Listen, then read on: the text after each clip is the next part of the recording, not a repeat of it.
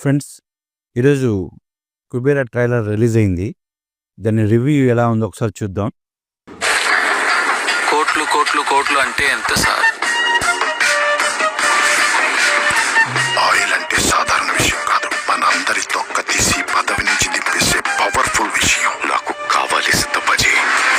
Cinema మొత్తం డబ్బు మీదే బేస్ అయినట్టుంది. సినిమా మొత్తం స్టార్టింగ్ డబ్బు మీద మంచి పాయింట్గా చూపిస్తున్నారు. చూడండి,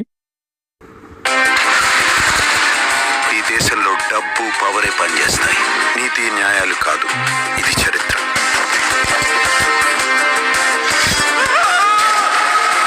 ఎవడైనా నోరిప్పితే చంపేస్తా. శేఖర్ కమ్ముల నాగార్జునని బలంగా వాడుకున్నట్టున్నాడు ఈ సినిమాలో. టోటల్ సినిమా మొత్తం మనీ మనీ మనీ అన్నట్టే ఉంది.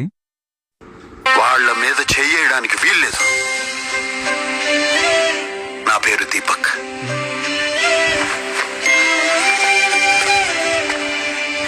అమ్మా అమ్మా అమ్మా అమ్మా, ఎందుకు నా ఎంట పడుతున్నావు? మీరు తప్ప నాకెవరు తెలీదు మేడం. నీ చావు నువ్వు చావు, నా చావు నేను సినిమా చేస్తా. మొత్తం చచ్చిపోవద్దు మేడం. డబ్బు మీదే బేస్ అయినట్టుంది సినిమా. ఇదేదో పాత సినిమాల్లో ఉన్నట్టు ఒకరి క్యారెక్టర్ ఒకడు మార్చుకున్నట్టుంది. నాగార్జున క్యారెక్టర్ని ధనుష్కి ఇచ్చినట్టున్నాడు. ఇంట్రెస్టింగ్గానే ఉంది ట్రైలర్ అయితే. నాకు దీంట్లో బతుకు కోసమే బతుకు అనే డైలాగ్ చాలా బాగా నచ్చింది. బతుకు కోసమే బతుకు. దేవాన్ చూసావా? చెప్పు.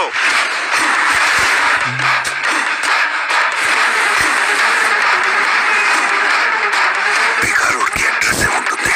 అసలు ఎలా పట్టుకుంటావు వాడిని? ఒక హిందీ యాక్టర్స్ని కూడా కొంచెం ఎక్కువగానే తెచ్చుకున్నట్టున్నారు బాలీవుడ్ నుంచి. ట్రైలర్లో ఒక్కొక్కసారి నాగార్జునని చూస్తే విలన్ లాగా అనిపిస్తున్నాడు. నాకెందుకు ఈ మూవీలో విలనే అనుకుంటా నాగార్జున్.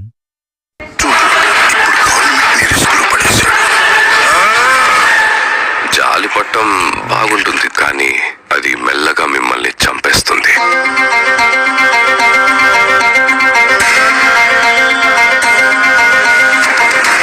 నాగార్జున, రష్మిక, ధనుష్ యాక్టింగ్ పిక్స్లో కనిపిస్తుంది. చూద్దాం, ఈసారి బ్లాక్ బస్టర్ కొట్టేట్టున్నారు. ఈ ట్రైలర్ని చూస్తే ఇటీవల విడుదల చేసిన టీజర్ను మించి గూస్ బంప్స్ వచ్చే సన్నివేశాలతో తీర్చిదిద్దినట్లు పెద్దగానే ఏదో ప్లాన్ చేసినట్లు అనిపిస్తుంది.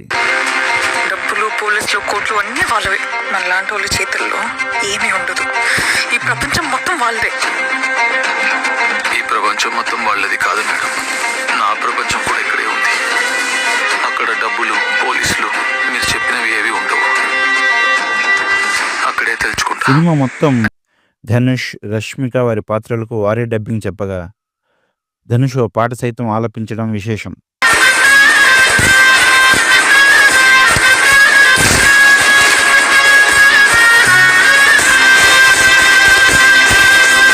దేవిశ్రీ ఇచ్చిన బ్యాక్గ్రౌండ్ స్కోర్ కూడా అదిరిపోయేలా ఉంది. సో ఓవరాల్గా సినిమా సూపర్ హిట్ అయ్యే ఛాన్సెస్ కనిపిస్తున్నాయి.